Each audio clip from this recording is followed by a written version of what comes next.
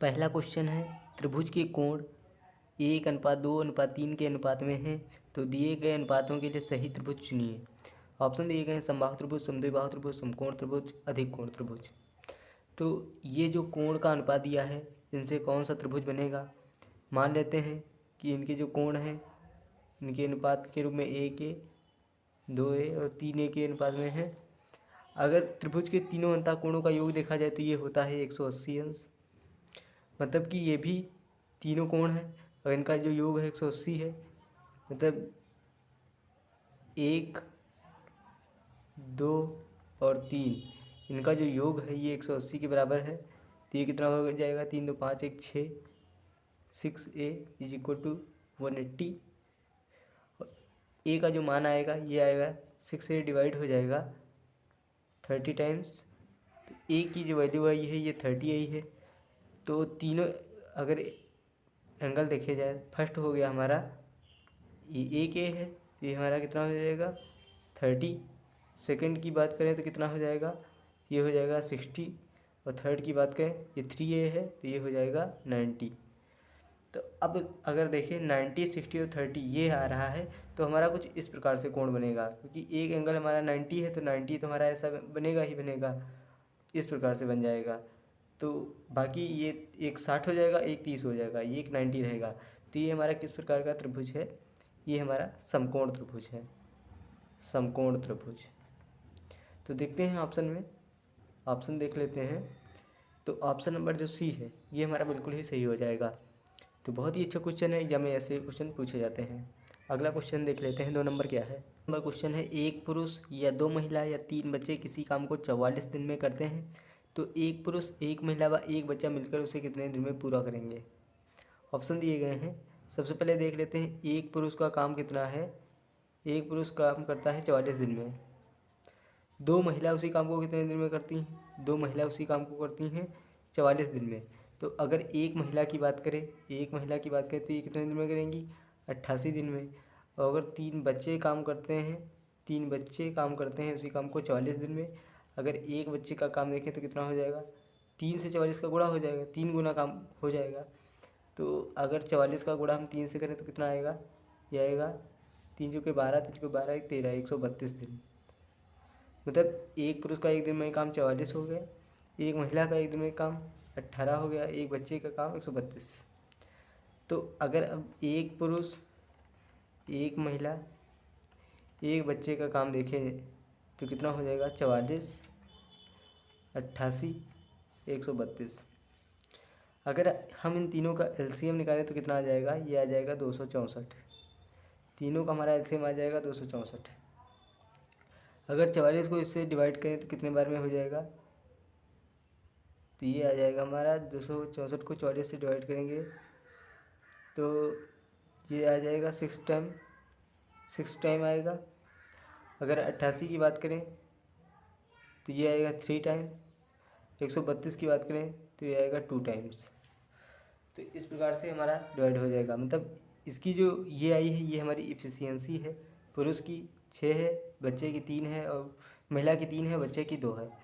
अब काम क्या कह रहा है, एक पुरुष, एक महिला व एक बच्चा मिलकर, मतलब तीनों मिलकर, तो ये तीनों की इफिशियंसी मिल जाएगी। तो तीनों की इफिशियंसी को अगर मिला देते हैं हमारा 6 3 9 2 11 आएगा। अब पूरा काम कितने दिन में हो जाएगा, पूरा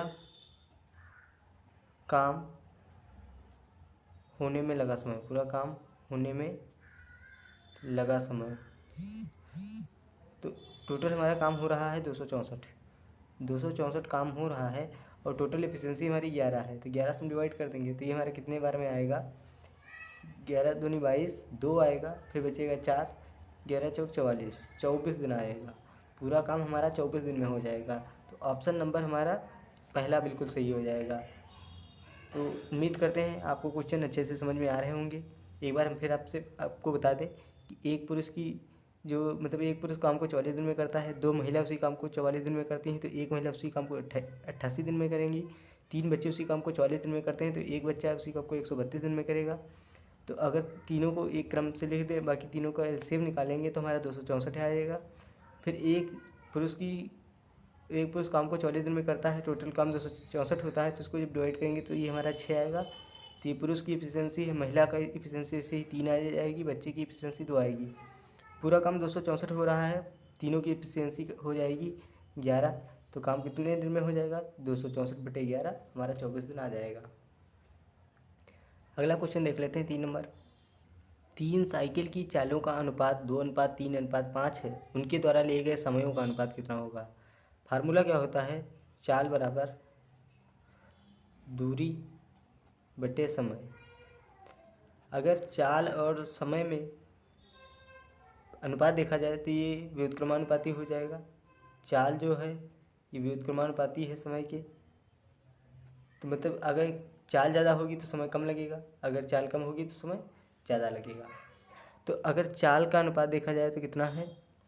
ये है 2:3:5। यहाँ पर अगर 2 होते, जैसे 3 और 5 होता, तो इसको हम डायरेक्ट उल्टा कर देते, 5 और 3 कर देते। लेकिन यहाँ पर ऐसा नहीं है, यहाँ पर 3 रेशियो दिए गए हैं, तब समय का अनुपात हम कैसे निकालेंगे? यहाँ पर बहुत ही ध्यान से देखने वाली चीज़ है, क्योंकि ऐसे ही क्वेश्चन एग्जाम में पूछे जाते हैं। अगर फर्स्ट नंबर का हमें निकालना है तो फर्स्ट संख्या को हम छिपा लेंगे, और बाकी ये 2 संख्याएँ हैं इनका हम मल्टीपल कर देंगे। तो 3 5 का हो जाएगा 15। अब दूसरे नंबर की संख्या लिखनी है तो दूसरे नंबर की संख्या को हम छिपा लेंगे, पहले और तीसरे का मल्टीपल कर देंगे। तो पहले और तीसरे का मल्टीपल हो जाएगा 5 दूनी 10। और तीसरे नंबर की संख्या निकालनी है तो तीसरे नंबर की संख्या को छिपा देंगे, बाकी पहले और दूसरे का मल्टीपल लिख देंगे। तो ये आएगा 3 दूनी 6। तो हमारा समय का अनुपात जो आया है ये आया है 15:10:6। तो ये हमारा ऑप्शन नंबर सी सही हो जाएगा। चौथा क्वेश्चन है, यदि a + b का औसत a⁴n+1 + b⁴n+1 अपान a⁴n + b⁴n हो तो n का मान कितना होगा? तो ये कुछ दिया गया है, a⁴n+1 + b⁴n+1 अपान a⁴n + b⁴n इस प्रकार से दिया गया है। कौन सी वैल्यू इसको सेटिस्फाइड करेगी कि ये a + b का औसत आ जाए? सबसे पहले हम n की वैल्यू रखते हैं 0। n की वैल्यू अगर हम 0 रखते हैं तब इसका मान कितना आ जाएगा? तो देखते हैं, ये आएगा a। यहाँ पर अगर n 0 होगा तो a⁴1 आएगा, तो 1 नहीं लिखा जाता है, तो a हम लिखा रहने देते हैं। इसी प्रकार से b भी आएगा, क्योंकि यहाँ पर n 0 हो जाएगा तो b⁴1 a⁴1 नहीं लिखते हैं, तो ऐसे ही लिख देंगे। अगर यहाँ पर a⁴n है तो a⁴n की वैल्यू है 0, तो किसी भी संख्या की घात 0 होने पर उसकी वैल्यू हमेशा क्या रहती है? 1 रहती है। तो यहाँ पर ये 1 आएगा, और ऐसे ही b⁴0 होने पर ये भी 1 आएगा। तो ये हमारा क्या हो जाएगा? a + b/2। अब देखते हैं कोई भी हमारी 2 संख्या है तो 2 संख्याओं का औसत क्या होता है? संख्याओं का योग बटे टोटल संख्या। यहाँ पर a है और b है, टोटल 2 संख्याएँ हैं, और अगर बटे में हमारा 2 आएगा तो ये हमारा औसत हो जाएगा। ये तो हमारा औसत का जो फार्मूला है उसको ये सेटिस्फाइड कर रहा है। तो इसका मतलब जो n की वैल्यू है ये हमारी बिल्कुल ही सही है। तो हमारा जो राइट आंसर हो जाएगा ये 0 हो जाएगा, ऑप्शन सी बिल्कुल ही करेक्ट हो जाएगा।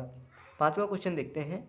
5वां क्वेश्चन आज के टॉपिक का बहुत ही इंपॉर्टेंट क्वेश्चन है, एग्जाम में बहुत ही ज़्यादा ये क्वेश्चन पूछा जाता है। 20 वस्तुओं का क्रय मूल्य 16 वस्तुओं के विक्रय मूल्य के बराबर है, तो लाभ या हानि का प्रतिशत कितना होगा? तो कह रहा है 20 का जो क्रय मूल्य है, क्रय मूल्य को हम CP से डिनोट करते हैं, 20 × CP कर देंगे और 16 × SP कर देंगे। SP होता है सेलिंग प्राइस, ये होता है कॉस्ट प्राइस। तो 20 का जो क्रय मूल्य है ये 16 के विक्रय मूल्य के बराबर है। ठीक है, अब क्या करेंगे? अब अगर हमें CP SP की वैल्यू निकालनी है तो कैसे निकालेंगे? CP और SP, तो ये हमारी हो जाएगी SP की वैल्यू, ये हो जाएगी CP की वैल्यू। यहाँ पर ध्यान दें, ये जो उल्टा कर देंगे, जो CP के पास है ये SP की वैल्यू हो जाएगी, जो SP के पास है ये CP की वैल्यू हो जाएगी। तो CP की वैल्यू हमारी आ जाएगी 16, SP की वैल्यू आएगी 20। कोई वस्तु को 16 रुपये में ख़रीदा जाता है, फिर उसे 20 में बेचा जाता है, तो इसका मतलब हमें लाभ होगा, प्रॉफिट होगा। अब प्रॉफिट होगा तो हमें कोई भी दिक्कत नहीं होगी, जो आंसर आएगा वो प्रॉफिट में ही आएगा, या फिर ये आए या फिर ये आए।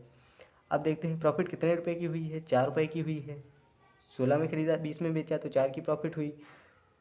तो गुणे 100 पर करेंगे, प्रतिशत निकालना होता है, प्रॉफिट परसेंट निकालना होता है, तो प्रतिशत को 100 से गुणा करना पड़ता है। और कितने पर परसेंटेज प्रॉफिट निकलता है? तो ये हमेशा कॉस्ट प्राइस पे निकलता है, हमेशा कॉस्ट प्राइस पे निकलता है। तो ये हो जाएगा 16।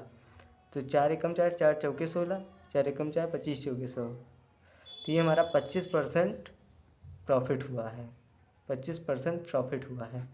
तो ये हमारा ऑप्शन नंबर सी सही हो जाएगा। तो अगर आज का वीडियो आप लोगों को अच्छा लगा हो तो वीडियो को ज़रूर लाइक कर दें, चैनल को सब्सक्राइब नहीं किया है तो चैनल को सब्सक्राइब कर दें और ऑल ऑफ नोटिफिकेशन बेल पर भी क्लिक कर दें, जिससे आने वाली हर वीडियो की नोटिफिकेशन आपको मिलती रहे। मिलते हैं आपसे नेक्स्ट वीडियो में, तब तक के लिए thank you, all the best.